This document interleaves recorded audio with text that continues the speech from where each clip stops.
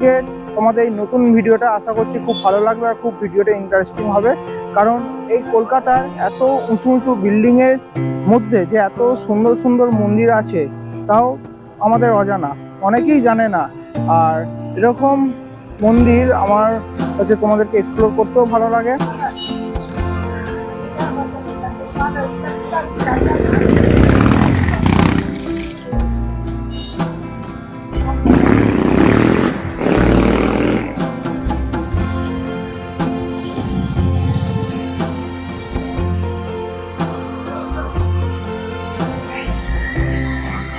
তো আমি এখন চলে এসেছি মেট্রোপলিটন দুর্গাবাড়ি।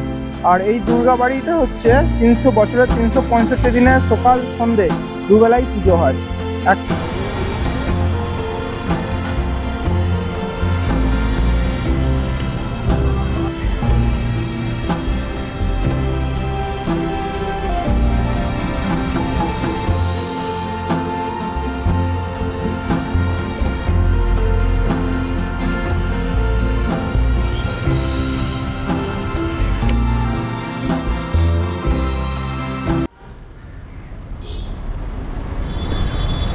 হাই, তোমরা সবাই কেমন আছো?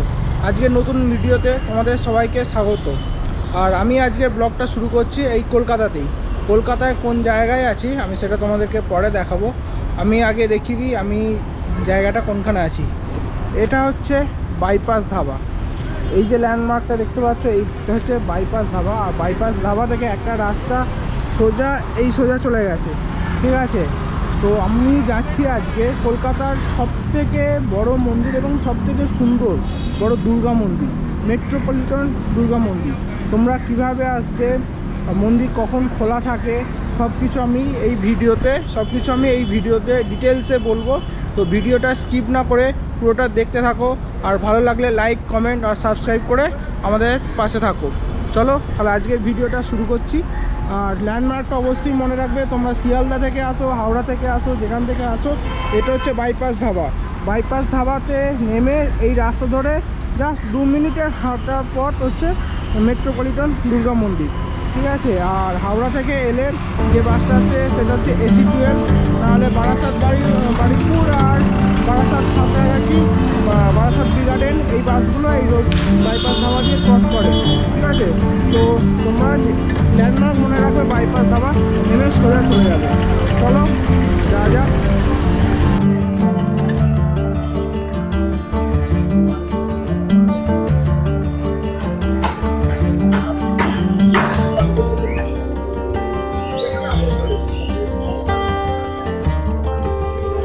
তো আমি এখন চলে এসেছি কলকাতার মেট্রোপলিটন দুর্গাবাড়ি, যেই দুর্গা মন্দিরে বছরের 365 দিনের সকাল সন্ধে দুটো টাইমে পুজো হয়।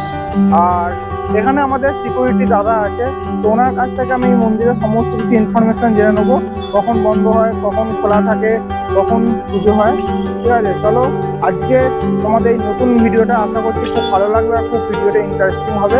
কারণ এই কলকাতার এত উঁচু উঁচু বিল্ডিংয়ের মধ্যে যে এত সুন্দর সুন্দর মন্দির আছে তাও আমাদের অজানা, অনেকেই জানে না। আর এরকম মন্দির আমার হচ্ছে তোমাদেরকে এক্সপ্লোর করতেও ভালো লাগে। আর আমার তো ভীষণই ভালো লাগে, কারণ এই মন্দিরগুলো সম্ভবত সোশ্যাল মিডিয়া, ইউটিউবে সেরকম বেশি প্রচার নেই, ঠিক আছে?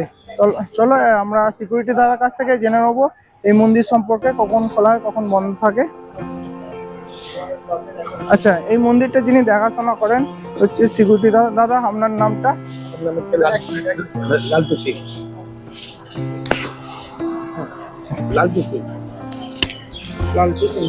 আর এই মন্দিরটা কখন খোলা হয়, কখন বন্ধ থাকে, আর মন্দিরে কখন পুজো হয়? সকাল 5:30টায় খুলি, 5:30টায় খুলি, 6:30টায় পুজো হয়, 7:05, 7:10 শেষ হয়। হ্যাঁ, মন্দিরটা খোলা থাকে কখন? খোলা থাকে 5:30টা থেকে ভোর সকাল 5:30, সকাল 5:30। আচ্ছা, আর বিকেলের টাইমটা? বিকেলটা দুপুরে 11টা, একটায় বন্ধ হয়। 5:30টায় খুলে 1টায় বন্ধ হয়। 1টায় বন্ধ হয়, পুজো হয় আমাদের, তারপর ভোগ বিতরণ হয়। আচ্ছা, আর মন্দিরে মঙ্গল আরতি কখন শুরু হয়? মঙ্গল আরতি হচ্ছে 7:05, আর 7:05 1 ঘন্টা আরতি হয়। আর আরতির পরে আমাদের ভোগ বিতরণ হয়। 100-200 লোক হয়ে ভোগ বিতরণ হয় প্রত্যেক দিন। হ্যাঁ, দুপুরে একটু কম হয়, মোটামুটি 50-60 জন। আর রাত্রিবেলায় রাত 8টায় 150-200 জন প্রত্যেক দিন আমাদের ভোগ বিতরণ হয়। আর এই মন্দিরের কিছু যে নিয়ম কানুন আছে সেটা হচ্ছে জানিয়ে দিই। তারপর আমাদের ওই যে কোনো অনুষ্ঠানে হয়তো কালী পুজো বা হয়তো 2000-3000 লোক খাওয়া দাওয়া লোক বিতরণ হয়।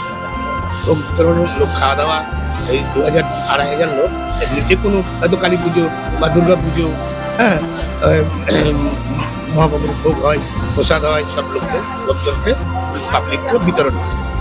আর তোমাদেরকে আমি আরেকটা কথা বলে রাখি, এই মন্দিরে কিন্তু ক্যামেরা ভিডিও নিষিদ্ধ, ফোনে ভিডিও করতে পারো। হ্যাঁ, ফোনে এমনি ক্যামেরা নট অ্যালাউ।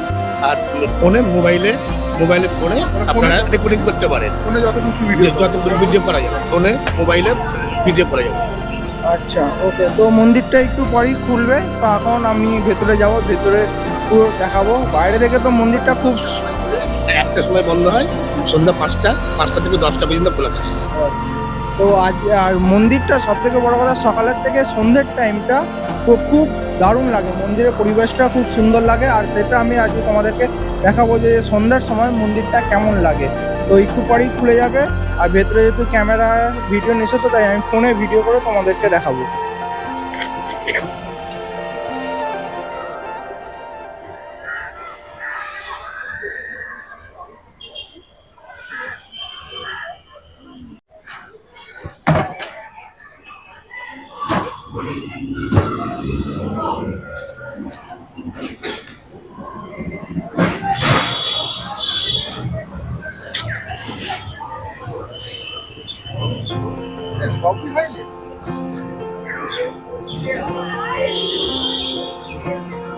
মন্দিরের ভেতরে ঢোকার আগেই ঠিক গেটের পাশে এটা জুতো রাখার স্থান আছে। এই জায়গাটা বিনা পয়সায়, মানে কোনো পয়সা লাগবে না জুতো রাখার জন্য।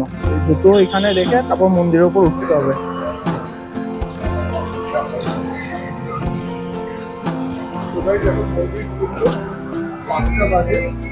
ঠিক টাইমে মন্দিরের গেটটা খুলে দিয়েছে।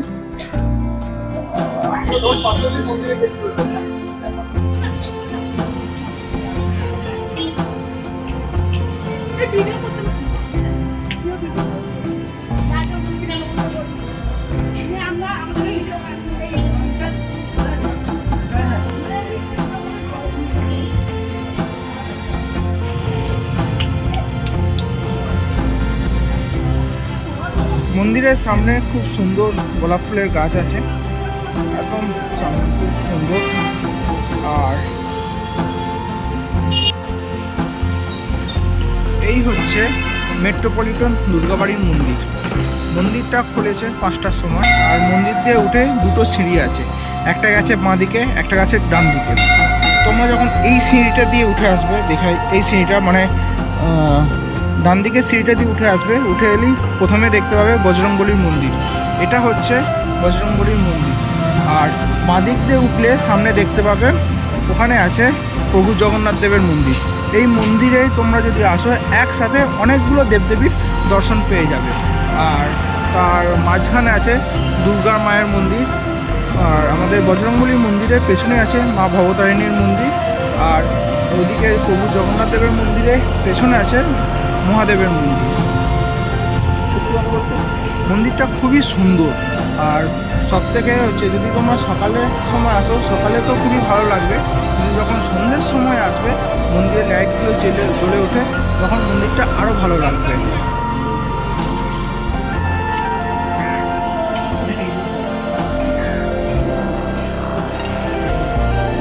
এটা হচ্ছে বজরংবলীর মন্দির।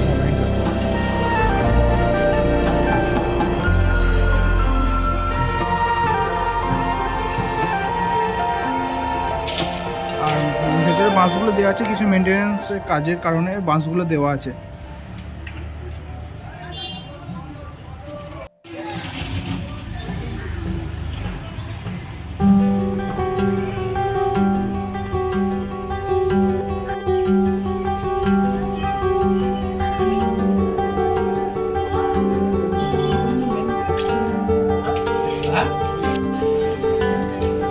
টোটাল 5খানা মন্দির আছে তো। আর মাঝখানে আছে আমাদের দুর্গা মন্দির।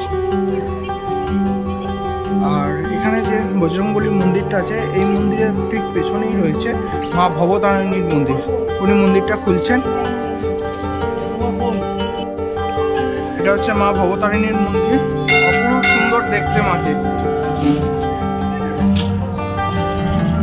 আর কিছু মেনটেন্যান্সের কাজ হচ্ছে, তাই ভেতরে এই বাঁশগুলো এরকম রাখা আছে।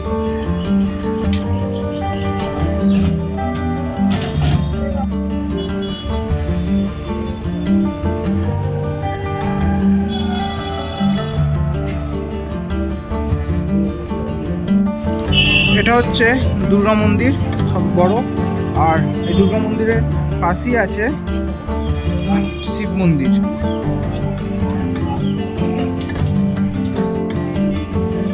এটা হচ্ছে শিব মন্দির।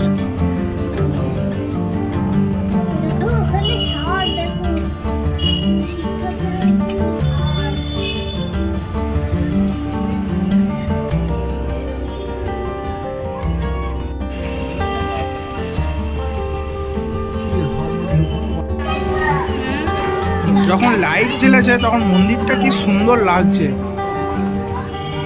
আর এটা হচ্ছে দুর্গা মায়ের মন্দির, দুর্গা মা।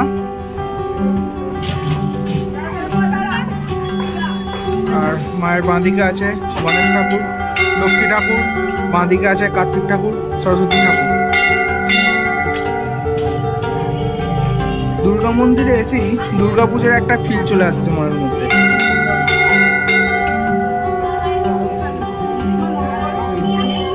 আমি এটা জানতাম না যে কলকাতা এরকম এত সুন্দর একটা দুর্গা মন্দির আছে, যেখানে দিনের সকালে আর সন্ধ্যের সময় পুজো হয়।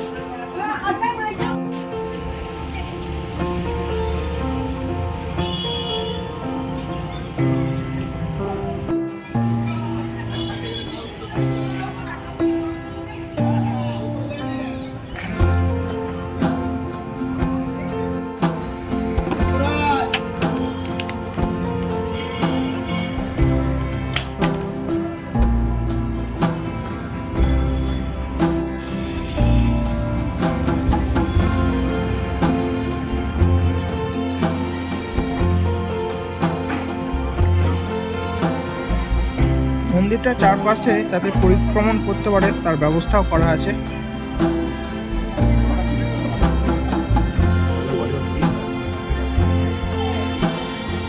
আর মন্দিরের পেছনে আছে গ্রাউন্ড, আর দুপাশে দুটো পুকুর আছে।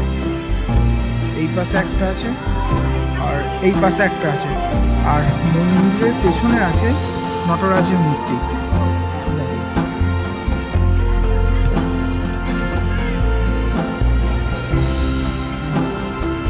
এটা হচ্ছে আমি যদি ভুল না হই, আমার সম্ভবত এটা কাঠের তৈরি নটরাজের মূর্তি। তোমরা আমাকে কমেন্ট বক্সে কমেন্ট করে জানাও এটা কিসের মূর্তি। আর এটা হচ্ছে একটা স্কাল্পচার।